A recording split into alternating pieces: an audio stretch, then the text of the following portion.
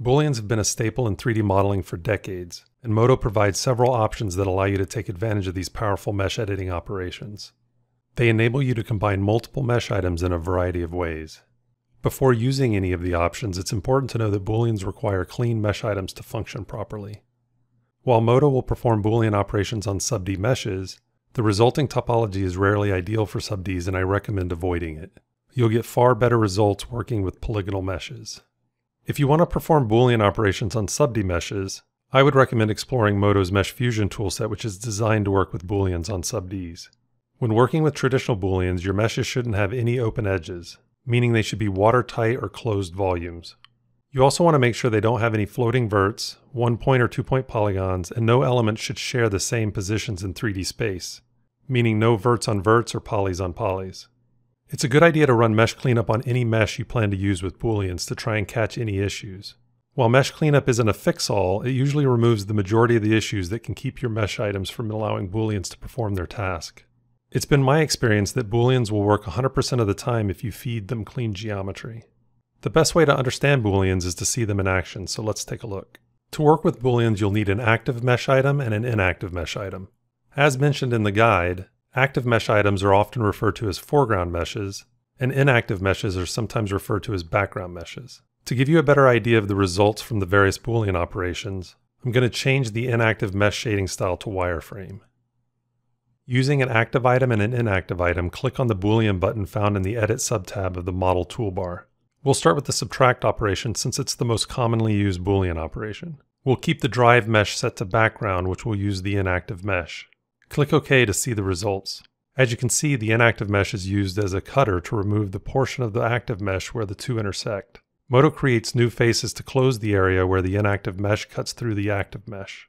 You can use this operation to cut holes or carve shapes into meshes. The intersect Boolean operation removes all sections of the two mesh items that don't overlap. I like to think of it as the exact opposite of subtract. The remaining two options have been known to cause confusion with many users because on the surface they appear to do the same thing.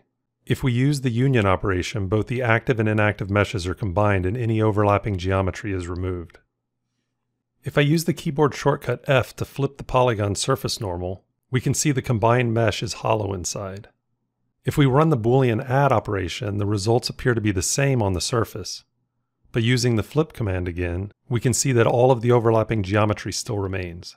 This is something to keep in mind when using the add operation. In most cases, you'll want to use union instead of add. But since every project is different, it's good to know that we have all 4 Boolean operations to choose from. Solid drill is an additional set of Boolean operations that use the same setup as Boolean operations but produce different results.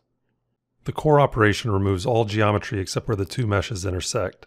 Unlike the Boolean intersect operation, Modo doesn't create any new geometry. Tunnel works similar to the Boolean subtract operation, but like core, doesn't create any new geometry. The slice operation is a great way to use existing geometry as a cutting tool to cut new edges into the active mesh based on the intersection of the inactive mesh. When using drill to slice into a mesh, I prefer using the stencil operation. This works just like the slice operation with the added benefit of being able to assign an existing material to the overlapping polygons of the active mesh. The axis drill operations are similar to the solid drill operations except they use a 2D mesh projected down a user-defined axis.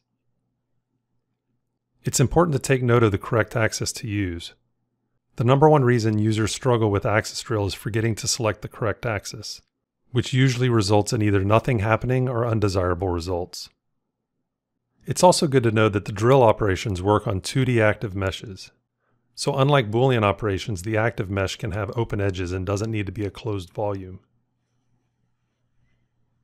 As a side note, when using the freeze curves as faces option and enabling make holes, you're performing an axis drill tunnel operation. So make sure to select the proper axis when using that command.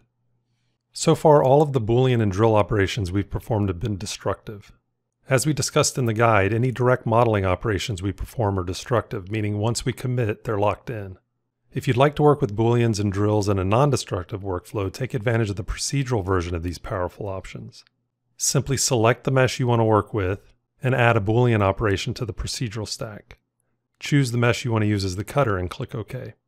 The result will be the same as direct modeling, but the operation remains live so you can edit the meshes at any time.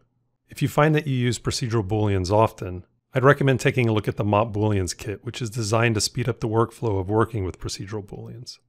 We covered a lot of options in this video, so be sure to spend some time experimenting with all of them so you become more comfortable with these powerful mesh editing commands.